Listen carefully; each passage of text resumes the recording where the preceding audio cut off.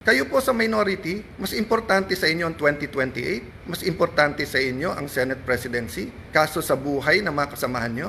O sige, tanggapin ko na yun. Tanggapin ko na kung meron utak pulbura, meron din utak politiko, but you're willing to see the Senate that way, and you're willing to join the narrative, to flip the narrative to say that since I got there, magulo ang Senate. Why? Kailan naging crime ang magpalit ng Senate President? Sino ba nagpapasok ng NBI kaya nagkagulo nung Monday? Hindi ba si Senator Soto? Sino ba nagpadala ng NBI nung Wednesday kaya nagkagulo? Hindi ba si Director Matibag? Sino nag-utos sa kanya? I believe the President told him to stand down. But anyone below the President could have said, no, ako sundin mo, tumuloy kayo doon. He could have called me and told me na huwag kayong maalarma. When my sister called, ano sinabi niya? When Senator Loren, he kept on denying. Nung sinabi ng sister ko from the back, kasi hindi na namin malaman nangyayari, do your job. Pinagsisigawan yung sister ko na huwag mo akong sigawan. Yan po ang response ng ating NBI director nung nalaman niya na under attack ang Senado. Kung tumawag kayo ng 911 at sinabi yung nilulusob ng mga bahay nyo, may mga armado na puputukan, at ang sabihin ng taga 911 sa inyo, huwag nyo ako sigawan,